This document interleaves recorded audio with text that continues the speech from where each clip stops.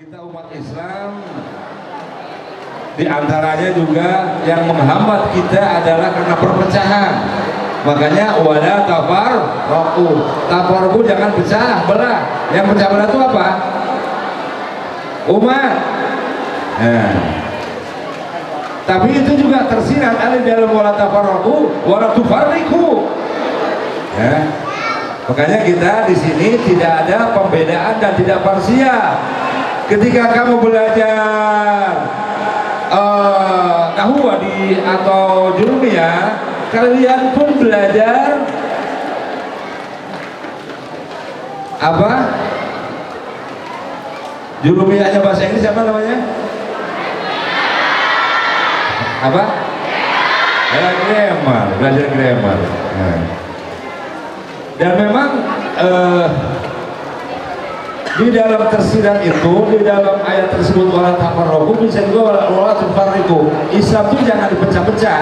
Sementara kenapa Islam gak kuat? Karena berpecah dan dipecah-pecah. Karena berpisah, tidak bersatu di antara sesama umat. Di samping itu, Islam itu sendiri dipecah-pecah. Itulah dia yang kita kenal dengan parsial. Ini kira-kira paham kan kalian? Maka kita belajar jurumiyah, belajar juga apa tadi bahasa Inggris namanya? Grammar, ya kan? Kalian olahraga atau kita kenal dengan bahasa Arab apa namanya? Riyadhah, riyadhatul. Sebetulnya riyadhatul badaniyah. Kita juga tidak mau kehilangan riyadhatul ruhaniyah. Kenapa kita baca selawat? Kenapa kita baca tahlil la ilaha illallah? Ini semuanya include, karena nggak boleh dipisah-pisah. Ketika dipisah-pisah, itu adalah namanya khutuwatis syaitan.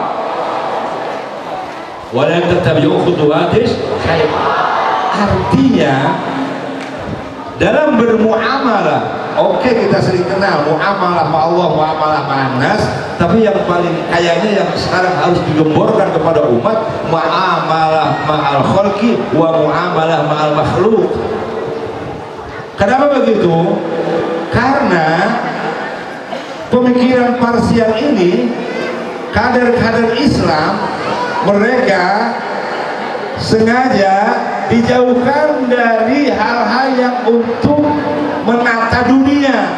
Katakanlah kasar-kasarnya tidak mau belajar politik. Ketika politik-politik itu diisi oleh orang-orang muslim, akhirnya menjadi tameng, menjadi benteng bagi mereka untuk menghapuskan Islam sedikit demi sedikit, nggak terasa. Amat sangat naif dan sedih kita kalian sebagai kader-kader muslim dikatakan dikala bahwa umat Islam sekarang akan menghancurkan atau menghambat Pancasila. Lo gak tahu Pancasila dari umat Islam, betul kan? Begitu demi persatuan, maka para penimpa kita semuanya oke, bermain kita katakan ketuhanan yang Maha Esa, menghilangkan dengan menjalankan syariat bagi pemeluk-pemeluknya, gak apa-apa, yang penting persatuan. Dulu seperti itu. Nah sekarang umat-umat Islam, alhamdulillah ya, alhamdulillah kalian bisa belajar dengan semaksimal. Maka kamu harus serba tahu sebanyak-banyaknya. Tidak boleh Islam itu parsial. Islam itu hanya di pojokan, Islam itu hanya di atas sajadah, Islam itu hanya wirid. Tidak. Makanya kita semuanya di Darussalam, kamu pelajari segala ilmu kaun, ilmu ulum, ilmu-ilmu yang berkaitan dengan keumuman dan lain sebagainya. Kalau ilmu agama yang bersifat agama itu tidak ada reserve lagi, harus wajib. Kita tahu ilmu sholat, kita tahu beribadah bagaimana caranya, itu memang sebuah keharusan. Di samping itu juga supaya kita di saat-saat yang akan datang, apabila begini dan begini terus, karena begini ada sebagian orang, apa sih bikin politik? Ada orang yang hanya melulu masalah zikir aja, nggak mau mikirkan yang lain, nggak mikir. Kalau berbicara dengan orang yang berbicara dengan masalah orang-orang yang berjihad, ngapain sih ngomong jihad? Ya gitu.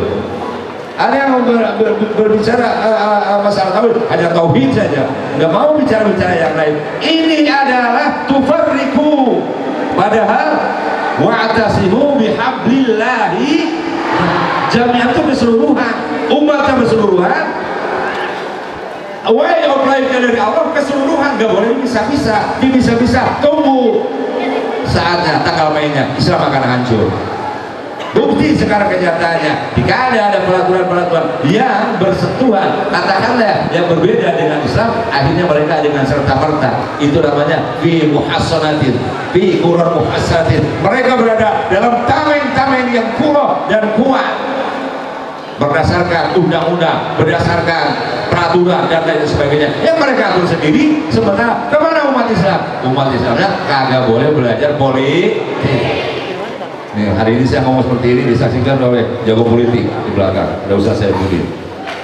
Mudah-mudahan Darussalam nanti akan ada fakultas politik. Ini pengkadilan, sebetulnya pengkadilan. Ngapain sih pikir-pikir itu? Kita nggak usah pikir tarbiyah aja, pikir ini aja. Enggak, seluruhnya harus kita pikir. Kita Darussalam, apa mikir kamu makan aja, beli beras, beli nasi, kemudian beli makan, mikir itu aja, ya. Mikir apanya kalau kita pikir? Bagaimana pembuangannya, ya nggak?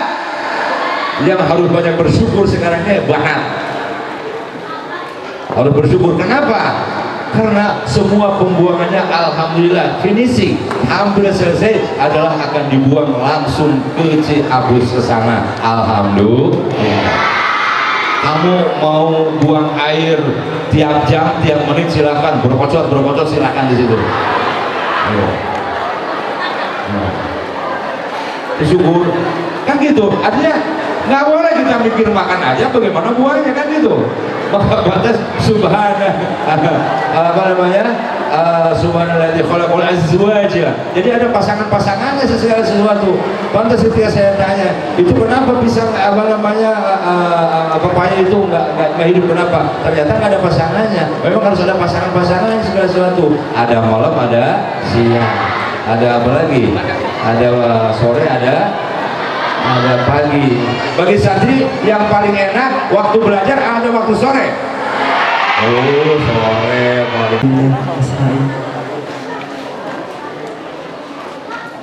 Hadratul Mukarramin, Ru'asa Ilahiyat Darussalam, and our excellencies to all of Islamic Teacher Training College, wa ya ayyuhal hadirun rahimakumullah. Assalamualaikum warahmatullahi wabarakatuh. Assalamualaikum warahmatullahi wabarakatuh.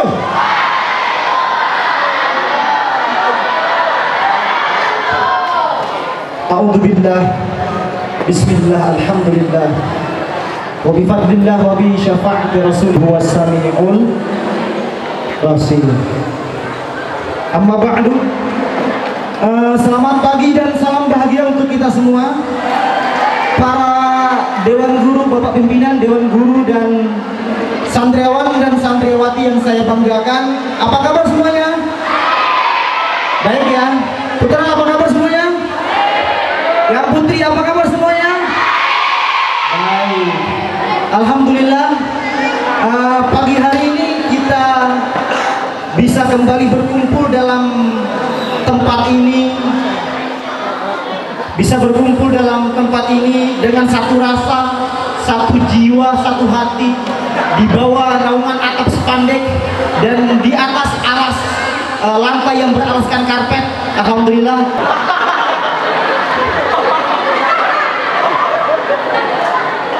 Baik, senang sekali, jujur ya, senang sekali. Ini menjadi satu kehormatan bagi saya, menjadi sebuah anugerah, kebanggaan tersendiri bagi saya. Pada kesempatan hari ini saya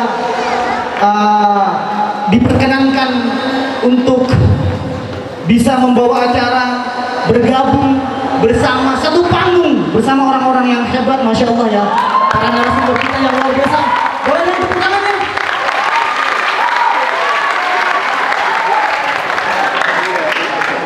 Baik, sebelumnya perkenalkan, nama saya Abdurrahman Wadepura, biasa dipanggil LP, bisa panggil Lado, bisa. Udah, itu aja, LP atau Lado ya. Sebelumnya untuk lebih akrab gitu ya. Ada pepatah yang mengatakan tak kenal maka tak sayang. Oleh karena itu terlebih dahulu saya akan perkenalkan para narasumber kita yang luar biasa, masya Allah. Takbir, Allahu Akbar. Oke, saya mulai dari sebelah kiri saya. Ya, ini namanya Ustadz Salman Faris Arzik ya. Beliau datang jauh-jauh dari Cirebon ya. Ini juga beliau merupakan seorang tokoh ulama MUI ya, apa ya? Di daerah mana? Ustaz? Cirebon. Baik. Beliau juga sebagai mahasiswa ya. Mahasiswa tapi udah menjabat sebagai MUI ya. Masya Allah. Calon kiai, calon kiai. Masya Allah.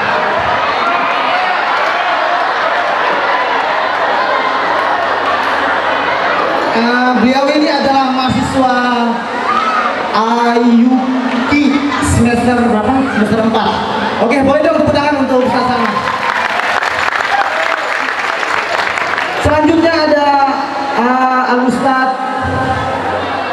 Muhammad Asad atau sering dikenal dengan Ustaz Aldo, gitu ya, lebih akrab Ustaz Aldo. Beliau ini dari Jakarta Selatan, tepatnya di Cijanjur ya.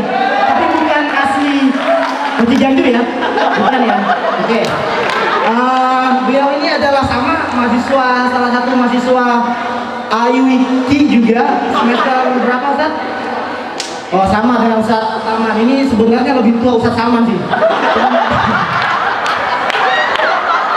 Sama-sama semester 4, cuman karena Ustaz Salman agak waktu itu mungkin beliau ikut pelatihan PKU setahun ya. Jadi agak lambat masuknya. Boleh dikatakan untuk Ustaz Aldo. Oke, selanjutnya ada Ustaz Alvin Putra Eka Nasution. Ya Allah, luar biasa ini. Beliau ini asalnya dari Jakarta Barat ya. Jakarta Barat. Tepatnya di mana, Ustaz? Daerah mana? Daerah Keagungan, masya Allah. Sama seperti peristiwa ini ya, sangat agung begitu. Boleh dong tepuk tangannya untuk Ustaz Alvin. Ya, beliau ini juga sama mahasiswa Awiki juga semester 2 kalau ini. Masih muda kalau ini ya. Masih maba, mahasiswa baru. Masih lucu ya, masih lucu.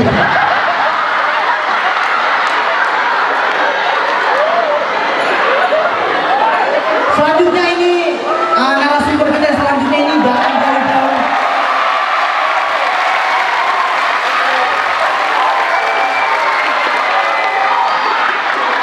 Ini beliau datang jauh-jauh dari seberang sana. NTT Bapak ya? NTT ya? NTT ya? Oh, NTT. Berangkat dari sananya jam berapa tadi? Tadi pagi. Tadi pagi, bukan 1 minggu sebelumnya? Bukan. Oh, bukan. Tadi pagi naik Durokson. Naik Durokson.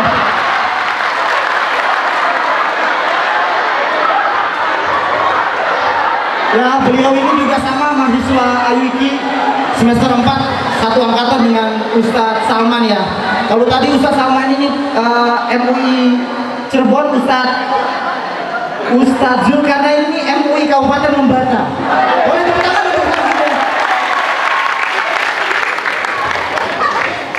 Oke, selanjutnya ini para pemateri kita, ada Ustazah Nada Salsabila ya. Asalnya dari Bogor Ustaz ya, dari Bogor ya. Ya, asalnya dari Bogor, sama mahasiswa IUIK semester 4. Boleh tepuk tangannya dong, Ustaz. Selanjutnya ada Ustazah Suli Cahya Lestari. Beliau ini datang dari Tangerang ya, pinggiran Jakarta biasa, pinggiran Jakarta, Bekasi, Tangerang, pinggiran Jakarta. Tapi masya Allah ini, Ustaz yang satu ini luar biasa, mahasiswa IUIK juga ya, semester 4 juga, semester 4 ya. Baik, boleh dong tepuk tangan dong untuk saya Suli.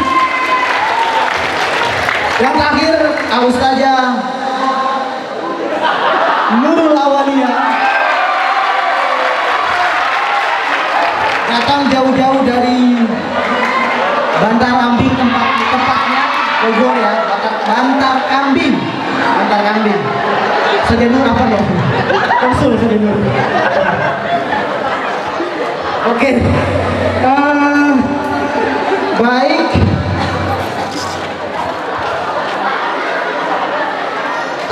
Sudah kenal semuanya ya dengan para narasumber kita yang sekali lagi Masya Allah ini luar biasa. Alhamdulillah seminggu yang lalu dikontak oleh panitia untuk bisa mengisi acara ini, dan Alhamdulillah pagi hari ini mereka semua sudah ada di hadapan kita semua. Sekali lagi beri tepuk tangan yang mulia untuk para narasumber kita. Baik, untuk mempersingkat waktu, di acara talk show kali ini kita akan ada 2 sesi. Sesi yang pertama pastinya akan ada pemaparan materi dari para narasumber kita yang Masya Allah ya, hebat-hebat ya. Kemudian di sesi selanjutnya, sesi yang kedua, nanti akan ada diskusi atau tanya jawab beserta para audiens semuanya. Nanti akan diberi kesempatan 3 orang penanya ya. Kalau nanti kita kondisional aja, kalau waktunya memungkinkan akan kita tambah. Oleh karena itu langsung saja. Alhamdulillahirabbil alamin, wassalatu wassalam ala Rasulillah, amma ba'du. Yang terhormat Bapak Pimpinan Pondok Pesantren Darussalam beserta segenap Dewan Guru Kuliatul Muallimin Al-Islamiyah, dan juga yang terhormat santriwan dan santriwati dan juga para audiens pada pagi hari ini yang insya Allah diberkati oleh Allah Subhanahu wa Ta'ala. Amin amin rabbal alamin. Baik semuanya, apa kabar kalian semua? Ya, sebelum kita lanjut, saya ingin tahu terlebih dahulu. Kalau misalkan saya langsung lanjut ke materi yang saya akan sampaikan, tapi kalau misalnya kalian atau antum semua belum semangat, ya percuma lah. Bapak sang moderator mengundang saya dari Jakarta untuk kesini, tapi kalau antum tidak semangat, sama aja bohong. Dan juga saya berterima kasih banyak kepada Al-Ustaz Abdurrahman Ladukura. Ini terima kasih banyak parah pokoknya. Ini aduh.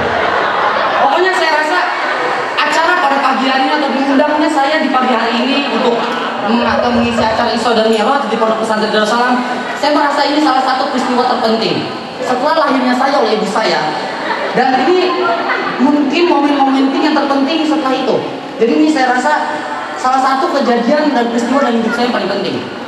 Dan juga saya ingin mengungkapkan, dan saya ingin berkata jujur ya, Bapak Moderator. Ini jujur saja, jujur ya. Silakan. Ini saya tidak bohong, saya berkata dengan hati saya dan nurani saya langsung ya. Saya merasa gugup dan juga saya merasa agak malu dan canggung karena di acara besar ini saya diundang untuk berdiri di podium ini dihadapkan dengan orang besar seperti antum semua.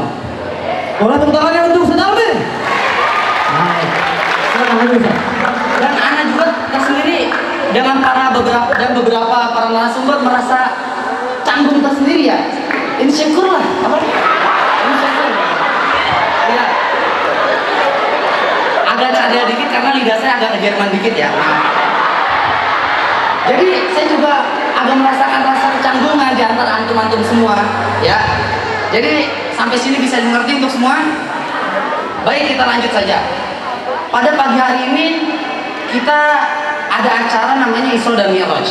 Mungkin dari antum semua belum tahu apa itu Isra, apa itu Mi'raj. Apakah Isra dan Mi'raj artinya sama? Apakah mungkin Isra ya Isra, Mi'raj ya Mi'raj, apakah seperti itu? Tapi mungkin insya Allah akan Ana bahas pada pagi hari ini insya Allah. Dan Ana berharap kepada antum untuk apa ya? Untuk menyediakan telinga antum masing-masing dengan baik, penglihatan antum ke Ana terkhusus ya dengan baik, dan antum semua harus tidak ada yang tidur atau memperhatikan Ana semua. Paham antum? Baik, yang pertama saya akan membahas kata-kata Isra. Apa itu Isra? Isra itu secara bahasa atau secara etimologi itu dari kata saro. Saro itu adalah perjalanan yang dilakukan di malam hari. Jadi nggak mungkin dong Isra Mi'raj itu siang hari, ya kan? Berarti malam hari. Karena kata Isra tersendiri diambil dari kata saro, itu artinya perjalanan di malam hari. Itu secara etimologi atau secara bahasa. Sedangkan secara terminologi atau secara istilah, Isra itu adalah perjalanan Nabi Muhammad Shallallahu Alaihi Wasallam dari Masjidil Haram yang ada di Mekah menuju Masjidil Aqsa yang ada di Yerusalem atau Palestina saat ini. Dan itu Rasulullah Shallallahu Alaihi Wasallam melakukan perjalanan tersebut bersama malaikat Jibril. Mungkin kita baru hanya mengetahui satu kata itu dari kata Isra. Dan apa itu Mi'raj? Dan Mi'raj tersendiri mempunyai maknanya tersendiri. Dan di sini kita akan bahas. Mi'raj itu adalah isim alat. Ada yang tahu isim alat itu apa? Ya mungkin kalau isim alat itu kita tidak asing di telinga kita, terkhusus apalagi untuk kelas 2 KMI ke atas, karena kita mempelajari dari ilmu sorfi. Dan isim alat itu apa? Kalimat atau kata atau suatu kalimat yang menunjukkan terhadap alat atau sarana yang digunakan kala itu. Jadi secara etimologi Mi'raj itu adalah yang diambil dari kata aroja. Aroja itu artinya menaik ke atas. Ya, jadi Rasulullah SAW itu ketika Isra dan Mi'raj di malam hari beliau menaik ke atas. Ketika perjalanan dari Masjidil Haram menuju Masjidil Aqsa. Itu baru secara bahasa. Adapun secara istilah, Mi'raj itu ialah proses atau naiknya Rasulullah SAW ke atas dari Masjidil Aqsa menuju langit menggunakan alat yang berfungsi untuk naik, entah itu tangga ataupun buruk atau lainnya. Yang pada intinya Mi'raj secara istilah ialah suatu alat yang berfungsi untuk naik ke atas, ya, bukan ke bawah. Kalau itu misal ke bawah itu bukan Mi'raj. Kalau misal Mi'raj itu adalah suatu alat yang digunakan untuk naik ke atas, entah itu tangga ataupun lainnya atau seperti blok lainnya. Sampai sini bisa dipahami? Ustaz, apakah definisi tentang Isra Mi'raj hanya sampai situ saja? Oh tidak. Banyak karangan-karangan atau kitab-kitab yang menerangkan tentang apa itu Isra dan apa itu Mi'raj. Seperti salah satu kitab yang ditulis oleh salah satu ulama yang terkemuka di daerah Palembang, itu bernama Syekh Abdul Somad Al-Falimbani.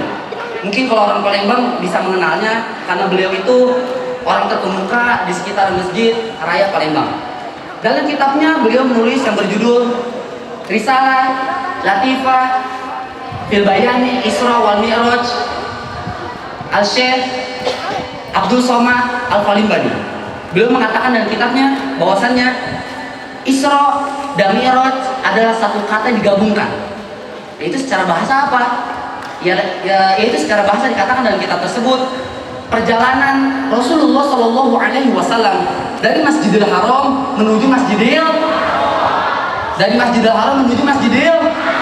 jadi bukan dari Masjid Nabawi ya, tapi dari Masjidil Haram menuju Masjidil Aqsa. Sedangkan dalam kitab yang dikarang oleh Syekh Abdul Somad Al-Falimbani, di situ juga diterangkan apa itu Isra dan apa itu Mi'raj. Dan Isra di dalam kitab tersebut diterangkan bahwasannya perjalanan Rasulullah SAW yang dilakukan kala malam hari. Sedangkan apabila Mi'raj dalam kitab tersebut dinyatakan bahwasannya satu hal atau alat yang digunakan Rasulullah SAW untuk naik dari Masjidil Aqsa menuju langit untuk berhadapan kepada Allah Subhanahu wa Ta'ala. Dan ada pun definisi lainnya tentang Isra dan Mi'raj. Dan mungkin ini salah satu kitab yang sudah tidak asing bagi kita, terkhusus untuk kelas 2 ke atas. Itu dalam kitab yang sedang kita pelajari, yaitu nama kitabnya Khulasatul Nuril Yaqin. Dalam juz yang pertama di halaman 43. Di situ diterangkan tentang apa itu Isra dan apa itu Mi'raj. Dan di situ diterangkan bahwasanya Isra itu apa? Tawajjuh Nabi Shallallahu Alaihi Wasallam minal Masjidil Haram ila Masjidil Aqsa. Jadi dalam kitab tersebut diterangkan bahwasannya Nabi Muhammad Shallallahu Alaihi Wasallam melakukan perjalanan dari Masjidil Haram menuju Masjidil Aqsa. Sedangkan apa itu Mi'raj? Dan Mi'raj tersendiri dalam kitab tersebut diterangkan su'udu Nabi Shallallahu Alaihi Wasallam ilal alam al-uluwi. Jadi Mi'raj di situ diterangkan bahwasannya naiknya Nabi Muhammad Shallallahu Alaihi Wasallam dari Masjidil Aqsa menuju langit. Jadi ke tempat yang tinggi. Pentum Masjidil Haram hingga Masjidil Aqsa. Kami telah berkahi sekelilingnya agar kami perlihatkan sebagian tanda-tanda daripada kebesaran kami, kebesaran Allah Subhanahu wa Ta'ala. Quran surat Al-Isra juz 17 ayat 1. Yang mana peristiwa Isra Mi'raj ini adalah peristiwa iman yang hanya bisa diyakini dengan hati, yang hanya bisa diyakini dengan iman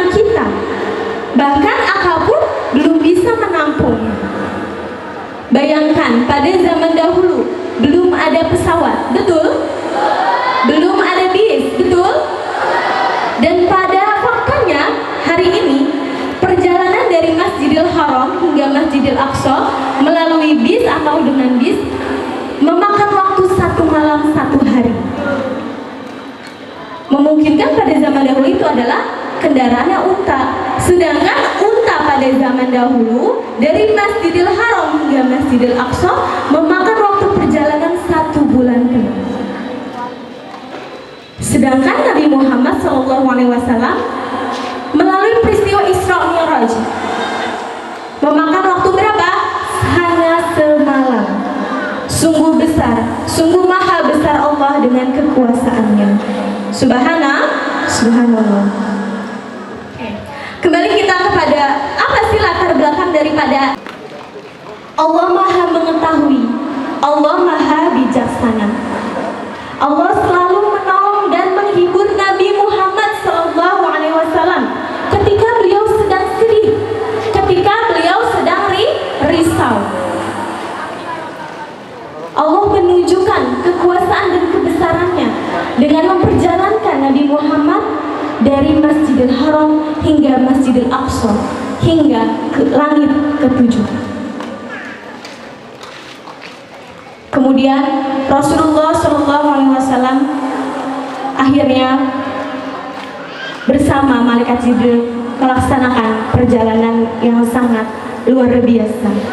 Peristiwa Isra Mi'raj ini adalah peristiwa yang sangatlah luar biasa. Daripada itu tidak bisa ditampung atau tidak bisa ditampung oleh akal yang biasa. Akan tetapi barang siapa yang di hatinya tertanam sebuah iman, dia akan percaya akan peristiwa yang terjadi dari Rasulullah SAW, yaitu Isra Mi'raj. Akan tetapi barang siapa sebaliknya tidak ada iman di hatinya, dia tidak bisa percaya, dia tidak akan percaya akan peristiwa Isra Mi'raj yang telah dialami oleh Rasulullah SAW. Sama seperti halnya kaum Quraisy kafir di zaman itu yang tidak pernah mempercayai peristiwa yang telah dialami oleh Rasulullah SAW. Itulah beberapa atau cerita dari latar belakang kenapa terjadinya Isra Mi'raj pada zaman itu. Oke, mungkin hanya itu yang dapat saya sampaikan. Telah memberikan waktunya. Assalamualaikum warahmatullahi wabarakatuh. Kok kayak gak ada semangatnya? Assalamualaikum warahmatullahi wabarakatuh.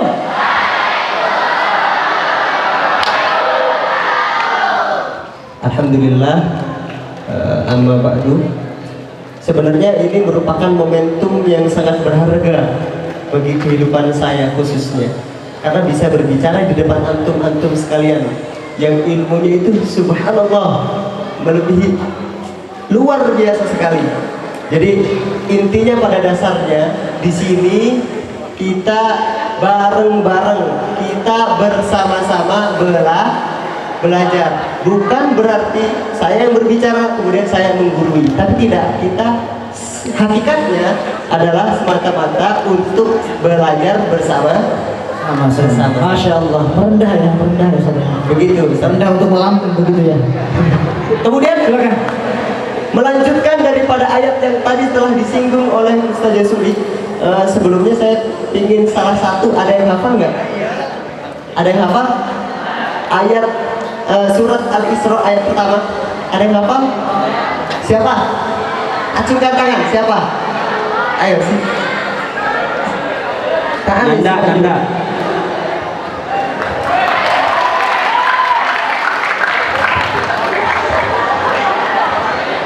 Silakan bacakan. Kelas 6 ya. Kelas 6. Dibacakan. Bismillahirrahmanirrahim. Subhanalladzi asra bi'abdihi laylan minal masjidil haram ilal masjidil aqsa الذي باركنا حوله لنريه من آياتنا إنه هو السميع البصير. Subhanallah, Masya Allah.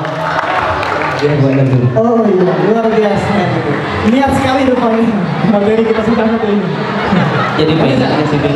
Yang lain mau hadiah? Yang lain mau hadiah? Yang lain mau hadiah? Kalau mau makannya perhatikan. Baik, melanjutkan tadi karena Allah Subhanahu wa taala berfirman a'udzu billahi minasyaitonir rajim bismillahirrahmanirrahim. Subhanalladzi asra bi 'abdihi lailan minal masjidil haram ilal masjidil aqsa alladzi baraknahu haulahu linuriyahu min ayatina innahu huwas samiul basir. Sebelum kita beranjak kepada pembahasan materi tafsir perkata daripada ayat ini, saya membaca kitab karangan Syekh Muhammad Az-Zuhairi. Itu dalam kitabnya yang dikarang berjudul Tafsir Al-Munir pada jilid 8 halaman 36. Asbabun nuzul dari ayat ini. Jadi ketika Rasulullah SAW telah melaksanakan Isra Mi'raj, diberangkatkan oleh Allah Subhanahu wa taala menuju ke Masjidil Aqsa, kemudian ke langit ketujuh sampai ke arsy-Nya bertemu dengan Allah. Setelah kembali kepada kotanya, kemudian Nabi Muhammad SAW itu menceritakan. Beliau menceritakan apa yang telah beliau alami ketika dalam perjalanannya dari Masjidil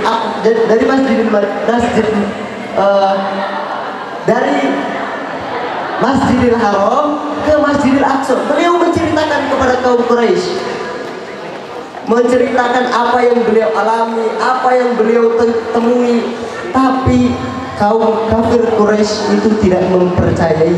Mereka semua mendustakan apa yang dikatakan oleh Rasul. Sehingga dari situ turunlah ayat Subhanalladzi asra bi 'abdihi lailan. Jadi asbabun nuzulnya karena apa? Karena kaum kafir Quraisy mendustakan apa yang diceritakan oleh Rasulullah. Karena tadi disinggung oleh Ustaz Jasuli, karena peristiwa ini hanya bisa diyakini dan dipercayai oleh keyakinan. Makanya di sini tafsir kata yang pertama itu subhana. Subhana itu dari kata asal ala wazn fu'lan. Apa? Ai subhana bermakna at-tasbih. Jadi kalimat tasbih kepada Allah begitu indahnya, begitu istimewanya ayat ini hingga diawali dengan kata tasbih. Begitu spesialnya, begitu indahnya, begitu istimewanya, maka ayat ini diawali dengan kata tasbih. Kemudian alladzi asra. Asra ini kalau kalian tahu itu fi'il yang ada huruf tambahannya alif di depan. Asal katanya yaitu fi'il madinya saro yasri, atau dalam kamus Munjid halaman 332 di fil lughah itu bermakna saro lailan. Saro ketika ditambahkan alif dalam kitab Ampilah Tasrifiyah, kalau fi'il sulati al-mujarrad kemudian ditambahkan mazid di alif itu bermakna lita'diyah. Lita'diyah artinya menjadikan fi'lul lazim, tadinya kan berjalan itu tidak membutuhkan maf'ul, fi'lul lazim, kemudian ditambah alif menjadi fi'lul muta'addi yang membutuhkan makanya di sini maka kan yang memberangkatkan, siapa yang diberangkatkan? Nabi Muhammad. Artinya ada yang memberangkatkan. Siapa yang memberangkatkan? Allah Subhanahu wa ta'ala. Kemudian lanjut kepada bi'abdihi. Abdun itu berarti hamba. Apa? hamba. Kenapa di sini Allah memberi sifat hamba kepada Nabi Muhammad SAW? Karena menghamba kepada Allah adalah merupakan kedudukan yang paling mulia. Menghamba kepada Allah itu adalah kedudukan yang paling mulia. Bi'abdihi lailan. Sekarang saya tanya, tadi Saro Yasri artinya apa? Berjalan malam. Terus kemudian kok kenapa ada lailan? Kan udah berjalan malam. Contoh sepertinya, kamu naik ke atas, kan udah naik mana mungkin ke bawah, makanya naik ke. Tapi kenapa ada ke atasnya? Terus kamu turun ke bawah, kan kalau turun mana mungkin ke atas, pasti ke bawah. Terus kenapa ada ke bawahnya? Kenapa? Tahu? Tauhid. Inilah begitu subhanallah, begitu masya Allah, ya Allah menurunkan ayat ini. Lailan di sini berbentuk, kalau di dalam bahasa Arab itu ada nakirah sama ma'rifah. Kalau ma'rifah ditandai dengan alif lam, nakirah ditandai dengan tan. Maka di sini penunjukan lailan berbentuk nakirah itu untuk mengisyaratkan bahwa sebentarnya peristiwa pada malam hari ini.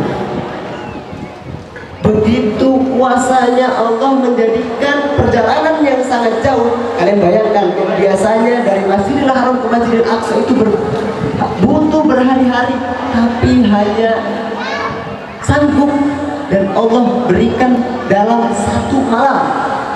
Bahkan beberapa riwayat dari para ulama itu mengatakan setengah malamnya, tidak sampai satu malam. Subhanalladzi asra, atau maha suci Allah yang telah memberangkatkan hambanya Nabi Muhammad SAW di malam hari. Kapan? Di malam hari. Untuk apa sih diberangkatkan? Untuk apa? Linuriyahu min ayatina, untuk menunjukkan dan memperlihatkan bahwa sebagian besar daripada kekuasaan Allah. Segitu baru sebagiannya, belum banyaknya. Maka patut kita Abang. Oh, abang moderator ya. Terima kasih atas waktunya ya, abang moderator.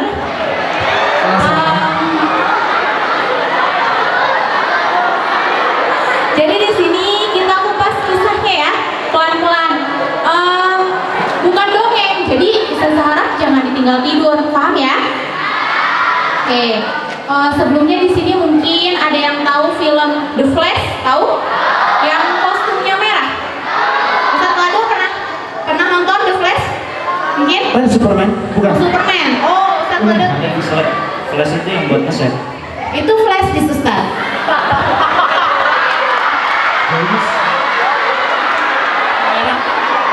Oke, The Flash itu yang larinya cepat, jadi itu superhero, pakai bajunya merah, tapi ada juga yang kuning. Atau yang lebih familiar deh, Superman yang bisa terbang nembus galaksi. Tahu semua? Tahu.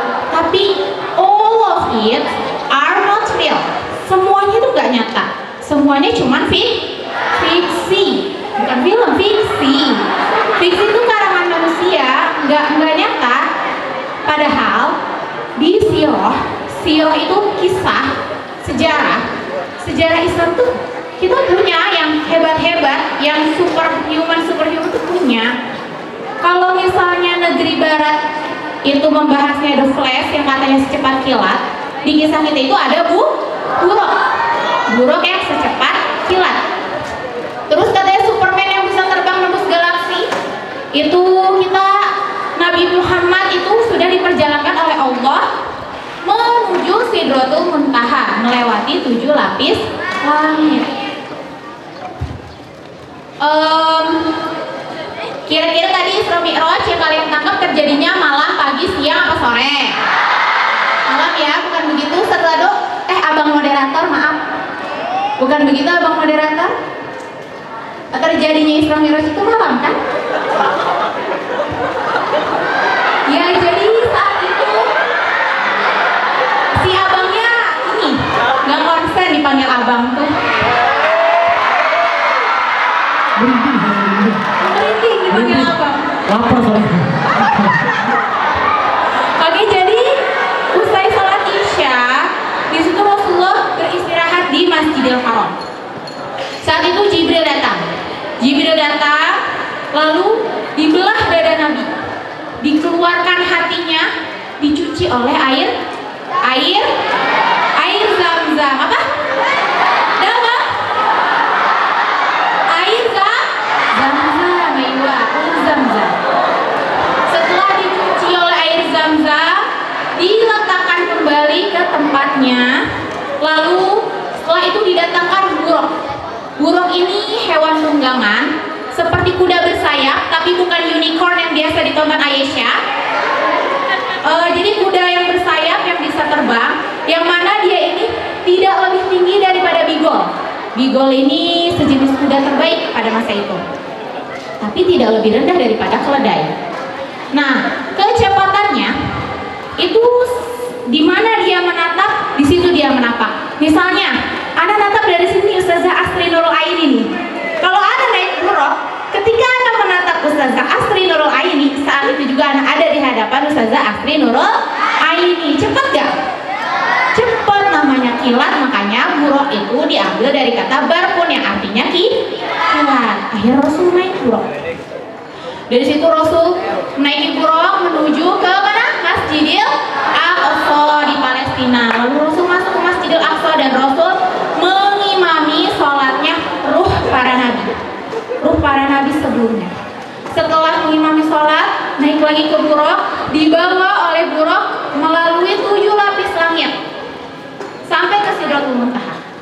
Nah, di setiap lapis langit Rasul bertemu dengan nabi-nabi sebelumnya. Di langit pertama ada Nabi Adam, di langit kedua ada sepupunya Rasul juga, nabi yang sepupunya Rasul, Nabi Isa dan Nabi Yahya alaihi wassalam.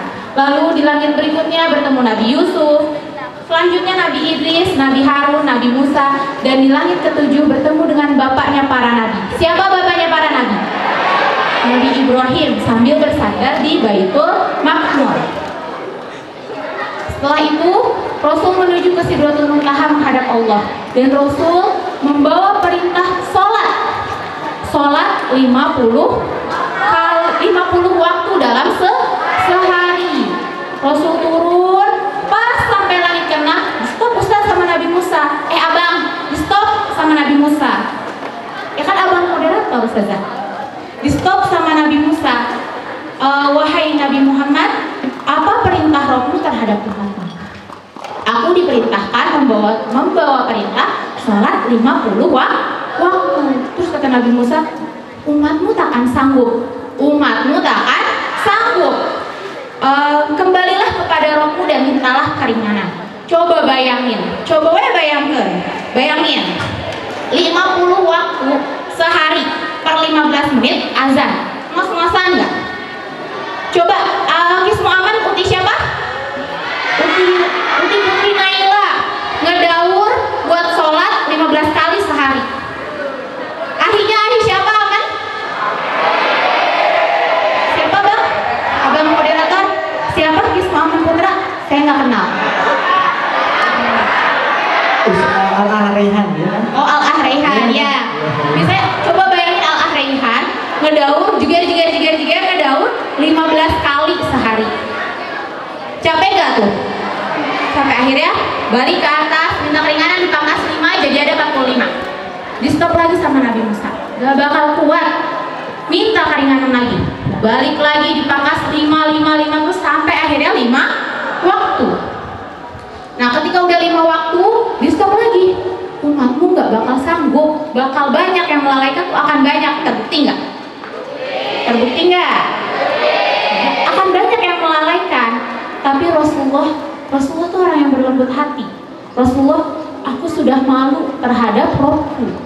Dari situlah Allah berfirman, wahai Muhammad, sesungguhnya sholat 5 waktu sama dengan sholat 50 waktu.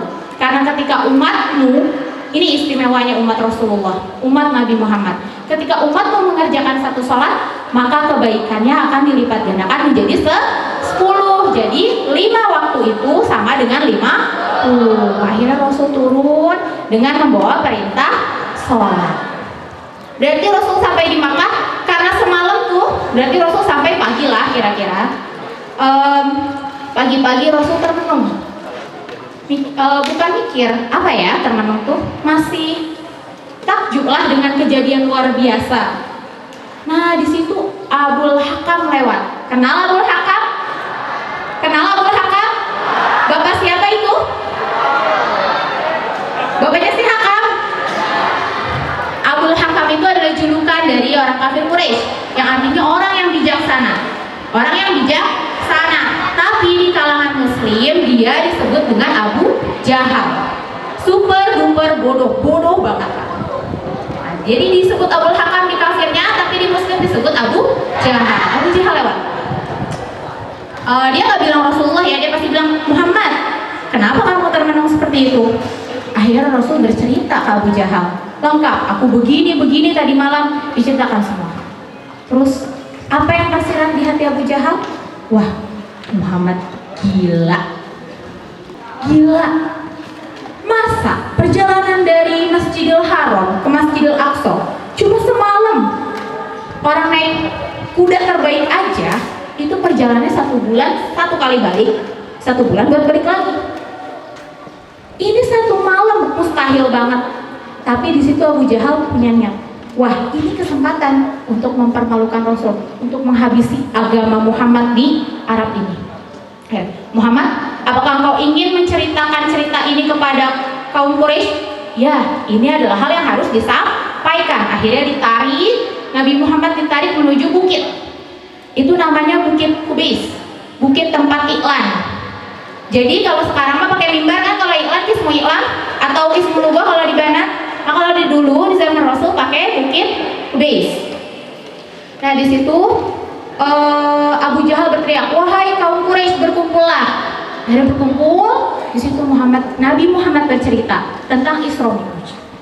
Nah setelah cerita, wah desas-desus dong di mana-mana, iya nggak sih? Desas-desus. Coba sekarang kalau saya bilang nih ke Ustadz Abdul Rahman, Ustadz, tadi Anda terbang tahu ke langit ke-7. Ustadz percaya gak? Gila. Gila gak? Abang moderator aja bilangnya gila. Karena emang di luar logika, iya kan? Akhirnya yang tadinya kafir makin kufur. Yang tadinya ragu-ragu jadi kafir, yang udah yakin jadi ragu-ragu. Nah Abu Jahal merasa, wah menang. Ada satu lagi yang belum datang ke bukit apa tadi, Kubais. Belum datang. Abu Bakar. Kan dia nih yang paling bela Rasul terus nih. Kalau dia aja nggak percaya, habis sudah agama Muhammad habis. Gak ada apa-apanya lagi, udah gak ada yang percaya. Akhirnya dicari Abu Bakar sama Abu Jahal. Ternyata Abu Bakar kaya atau miskin? Kaya, punya ladang. Disamperin ke ladangnya. Abu Bakar keluar, diceritakan, apakah kau percaya? Sahabatmu berkata bahwa dia terbang ke langit. Diceritakanlah semua begini-begini. Lalu Abu Bakar bilang, apakah benar Muhammad yang berkata seperti itu? Iya. Nah jawaban Abu Bakar ini ada 2 versi. Yang pertama, jika benar dia berkata seperti itu, dulu kemarin dia berkata bahwa wahyu turun dari langit ke rumahnya, dan I trust it, aku percaya. Dan sekarang dia mengatakan dia terbang ke langit, tentu saja aku tetap percaya. Sama anehnya kan? Sama anehnya nggak wahyu turun dari langit ke bumi, sama Rasulullah yang dari bumi ke langit, sama anehnya nggak? Sama. Terus apa yang bisa menggoyahkan keimanan? Jawaban pertama. Jawaban kedua, ini yang lebih unik. Jika seandainya ada dinding berwarna putih, lalu aku berkata dinding itu putih, tapi Muhammad mengatakan tidak, dinding itu hitam, maka aku akan menyalahkan mataku dan aku akan mengatakan ya dinding itu hitam. Keimanan Abu Bakar. Coba dulu kita hidup di zaman Rasul, nggak mungkin tuh percaya kayaknya mah.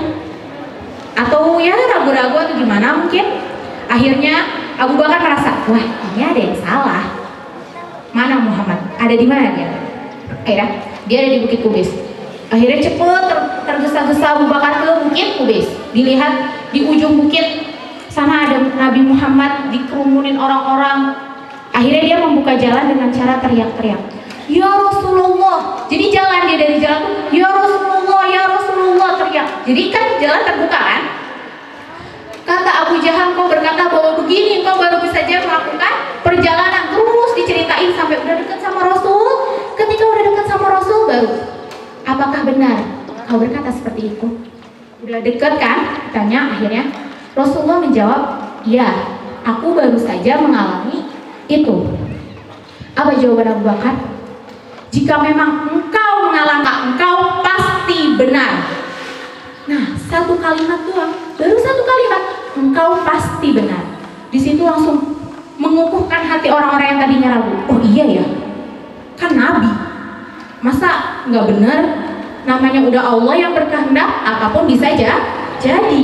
Akhirnya banyak yang semakin yakin, dan akhirnya Abu Bakar bertanya ke Rasul, "Apakah engkau keberatan? Di Mekah ini banyak orang yang pernah ke Palestina, ke Masjidil Aqsa. Apakah engkau keberatan jika aku datangkan mereka dan engkau gambarkan bagaimana Palestina, bagaimana Masjidil Aqsa?" Karena tidak, aku mempunyai banyak tokoh hebat untuk dijadikan panutan. Nah, yang kedua tadi poin penting dari Isra Mi'raj ini adalah apa? Poin pentingnya dari Isra Mi'raj itu apa? Perintah menjalankan, perintah mendirikan sholat. Ada yang tahu dalilnya? Apa dalilnya? Aqimis sholata. Apa? Ya, di situ ada aqimis sholata, dirikanlah sholat. Kenapa di sini sholat itu disuruh didirikan, bukan hanya sekedar dilaksanakan? Kita lihat saja dari peristiwa Isra Mi'raj itu. Beda dengan wahyu-wahyu yang lain yang diturunkan melalui perantara malaikat Jibril. Tapi untuk perintah sholat ini Nabi Muhammad sendiri yang naik ke atas untuk menemui Allah, untuk diberikan perintah sholat.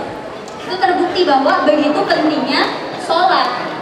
Amalan apa yang pertama dihisab nanti? Itu apa? Sholat. Ya, amalan yang pertama dihisab itu sholat.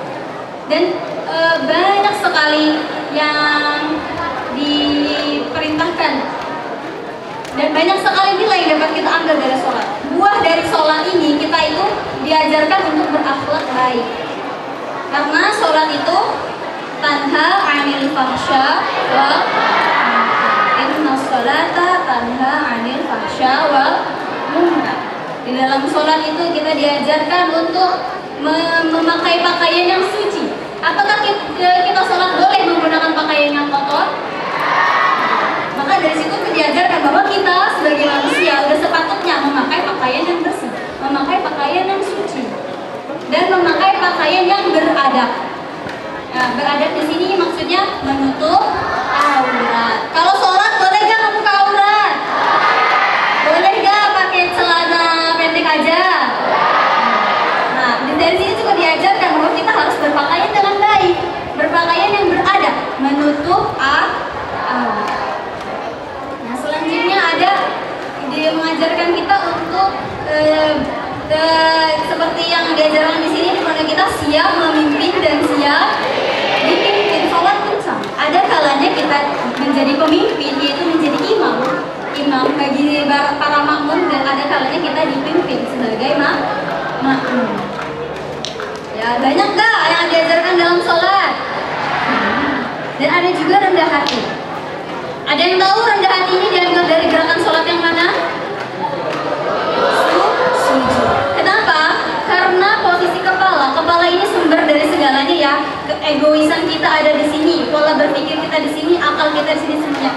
Tapi saat sujud, kehormatan kita, kepala ini ada di lebih rendah dari anggota tubuh yang lain. Itu menandakan bahwa kita masih punya seseorang, kita mempunyai Rob yang maha kuasa untuk kita sembah. Jadi kita nggak punya kesombongan dalam menjalani hidup ini. Kita nggak boleh sombong, kita harus tetap rendah. Sampai sini paham? Nah, poin-poin yang tadi Ustazah sampaikan itu tidak akan terjadi pada seseorang yang tidak akan menjalankan sholat dengan baik. Tidak akan terjadi. Kita berkaca pada diri kita sendiri, apakah kita sudah mempunyai perilaku yang baik? Apakah kita telah berakhlak baik? Apakah kita telah berakhlak mulia? Kita lihat bagaimana sholat kita. Ya, jika perilaku kita belum baik, itu bisa jadi karena kita masih belum baik dalam menunaikan atau mendirikan sholat. Maka dari sekarang mari kita perbaiki sama-sama sholat kita, jangan dilalaikan. Sholat tepat waktu, sama-sama di sini memperbaiki semuanya. Ya, mungkin cukup sekian yang dapat saya sampaikan. Saya kembalikan kepada moderator. Baik, terima kasih yang mulia Ustazah Nurul Aulia yang telah Akrab dipanggil Am. maaf Ustaz, mic-nya jadi Akrab dipanggil Am. Ya, coba tolong tangan kanan saya. Kayaknya untuk materi kali ini saya butuh turun kayaknya. Mohon maaf sebelumnya kalau misalnya agak mau nonton kesini, karena yang kurang kelihatan juga gitu. Burem kayak masa depan saya. optimis dong, optimis. Ya. Kota suci 3 iman. Mengapa? Skip. Kota suci 3 iman atau Yerusalem. Jika kalian melihat gambar ini, apa yang Anda ketahui pada gambar ini? Ustaz Aldo mau seminar eco racing. Dibilang seminar eco racing. Belum tahu. Emang sih ya kan, saya merasa berbeda gitu. Yang lain koko, kaosan, saya beda sendiri. Masya Allah, Masya Allah. Dibilang seminar eco racing.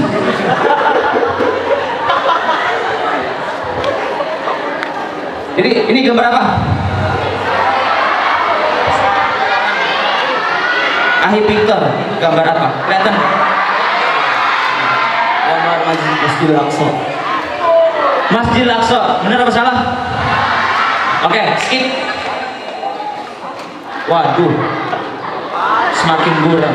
Oke, jadi gambar yang tadi adalah gambar Kubatus Safra atau Dome of the Rock, ya, kubah batu, yang mana itu menjadi simbol kota Palestina.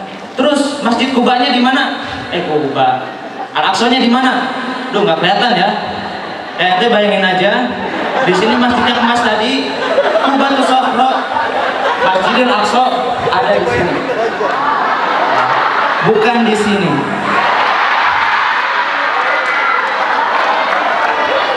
Sebenarnya ini agak gemetar-gemetar gimana gitu ya. Saya ingat terakhir kali berdiri di depan di sini, di depan santri, terakhir itu pas Fir'aun masih SD.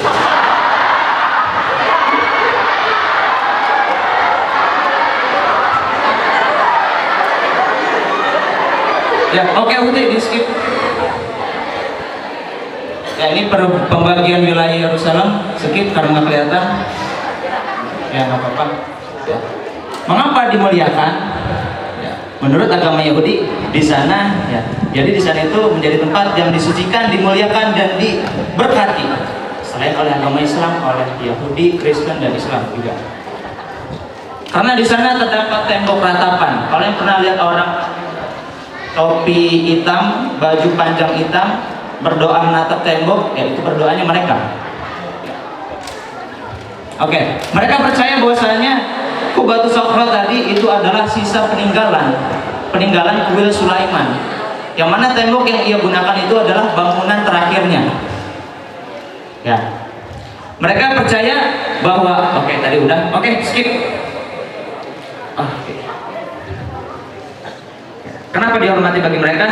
Ya, karena di sana terdapat gereja makam Kudus yang diyakini sebagai tempat wafat dan disalibkannya Yesus, dan di tempat itu pula akan dibangkitkan. Makanya dibangun gereja. Ya. Walaupun beragam gereja-gereja yang ada di dunia, alirannya beda-beda, mereka tetap mempunyai induk gerejanya. Di mana? Di Baitul Maqdis. Ya, skip. Menurut Islam merupakan tempat pertama, kiblat pertama. Kira-kira berapa tahun kiblat Islam pertama ke sana? Ada yang bisa jawab? Kelas 6 berapa? 17 bulan. 17 bulan. Ada lagi mau nambahin? Kelas 2 berapa? Berapa bulan? Berapa? 16 bulan. Oke. Ya, yang lebih tepat 16 bulan. Loh, kenapa? Ya kita pelajari ada di buku kelas 2 ya. 16 bulan. Merupakan kota yang pernah disinggahi para nabi. Ya, banyak di situ ada nabi-nabinya nanti. Ada Nabi Ibrahim, Nabi Ishak, Nabi Lut, Nabi Yakub, Nabi Musa, Nabi Daud, Nabi Sulaiman, Nabi Ilyas, Ilyasa, Nabi Isa hingga Nabi Muhammad. Ya. Dan menjadi kota yang dimuliakan setelah Makkah, Madinah, Baitul Maqdis. Oke, skip. Ya, kalau misalnya dapat poin yang penting, kalau misalnya nggak sempat ditulis, nanti insya Allah Anda bagi ke ukti sekretarisnya ya, yang mau ada. Biar apa ya, silakan di edit scan mungkin jadi makalah atau apa ditempelin mading lah ya. Insya Allah, luar biasa. Kalau misalnya ada yang penting, yang putra juga gitu sama. Oke, Palestina atau Filistin dari masa ke masa. Palestina pada awalnya penduduk aslinya adalah penduduk Kan'an. Mengapa disebut Palestina? Adalah sebutan dari orang Romawi terhadap suku Kan'an yang berbaur dengan suku Arab-Arab kecil, yang kemudian disebut dengan Filistin. Yang tinggal di mana? Tinggalnya di tanah Yerusalem. Ya. Yang mendiami Syam pada waktu itu adalah Bani Israel sebelum Romawi. Oke, jadi begini. Israel itu kan dari Babilonia, keturunan Nabi Yakub. Jadi emang dari awal dia itu memang pindah-pindah dari Babilonia, pindah, ada pindah ke Mesir dan sempat pindah juga ke Palestina. Itu juga diusir juga. Ya, jadi secara status mereka adalah warga yang terusir. Oke. Setelah dikuasai Romawi, ya, jadi Jazirah Arab waktu dikuasai Romawi, termasuk Palestina, termasuk Mesir, maka di zaman Umar bin Khattab, coba di skip. Ya, pokoknya gitu. Di zaman Umar bin Khattab ditaklukkanlah kota Palestina. Ya. Dengan catatan, kota Palestina ditaklukkan tanpa adanya perang. Jadi, coba di skip sebelumnya, ini nggak kelihatan ini. Jelas, kayak masa depan. Jadi setelah Romawi dikuasai oleh Palestina dikuasai oleh Romawi, kepemimpinan di kota Palestina itu ditunjuk kepada Uskup Sophronius yang memimpin di kota Palestina dan juga memimpin di gerejanya waktu itu. Ya, skip lagi. Ketika zaman Umar, Palestina ditaklukkan, ya, tidak tanpa perang, tanpa tumpah darah, tapi Uskup Sophronius langsung memberikan kuncinya, kunci gerejanya, kunci kepemimpinannya kepada Umar. Ya, jadi secara hukum tanah Palestina pada masa Umar menjadi milik orang muslim ya. Muslimah banat doang dong. Ya. Emang ada Umar bin Khattab pakai hijab?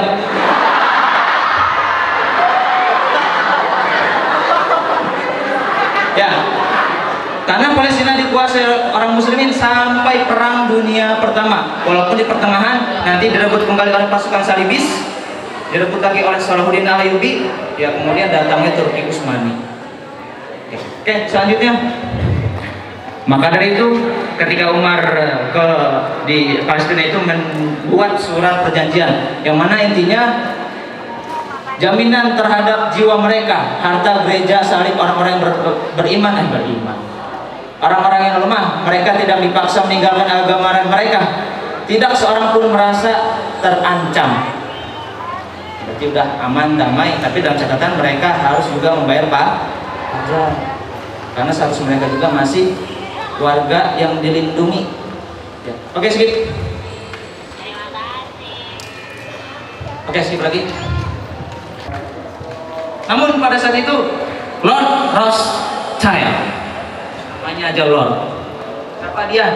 Pengusaha bankir, penjadi bankir, dinasti bankir Jerman Eropa. Gak kebayang sultannya kayak gimana. Jadi kalau sultan-sultan namanya Indonesia bandingin sama dia lewat. Siapa lagi sultan Indonesia? Atta Halilintar HP-nya iPhone, ketemu dia jadiin kotak sabun. Apa lagi? Baim Wong rumahnya gede, ketemu dia rumahnya jadiin kos-kosan.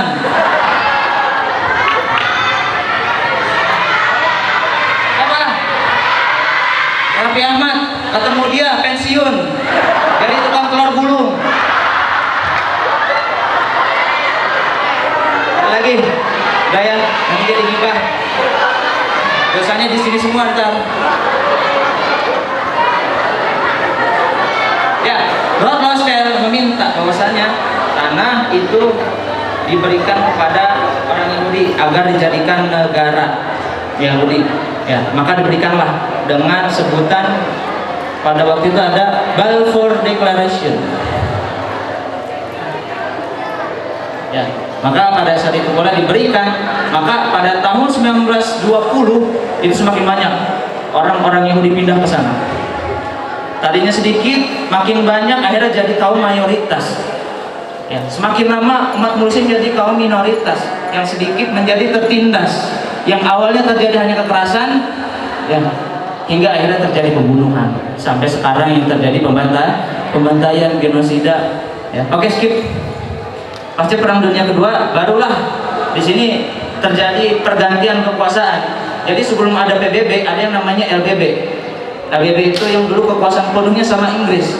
Ketika Perang Dunia selesai kedua, ya, dipindah kepada Amerika, maka diganti sama PBB. Maka pada saat itu Amerika menetapkan bahwasanya tanah Palestina, ya, resmi menjadi negara pada tahun 1948. Ya, jadilah negara Israel dengan ibu kota Tel Aviv. Sampai sini ada yang mau bertanya? Sampai sini paham ya?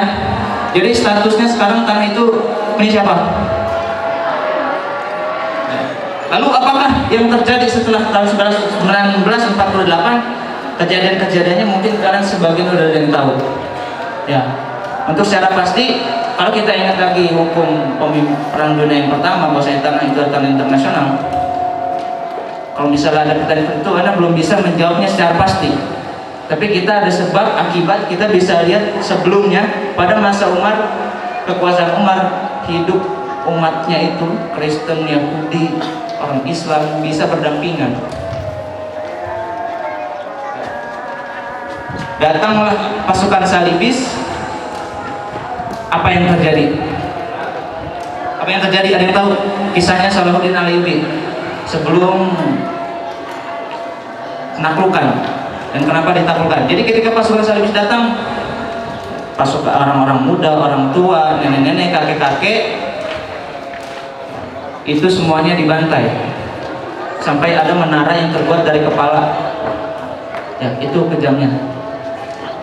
Lalu sekarang yang dipegang oleh orang Yahudi, ya pokoknya jawabannya contohnya ada seperti ada di kepala kalian semua. Oke, kesimpulannya, Palestina sebagai negara yang diberkahi karena di daerah tersebut diutus oleh Allah sejumlah rasulnya untuk berdakwah di negeri, dan yang sebagian menetap di negeri tersebut. Negeri ini terkadang juga disebut dengan kota tiga agama yang merujuk pada Yerusalem, sebab dari negeri inilah berkembang tiga agama samawi, yakni Islam, Nasrani, dan Yahudi.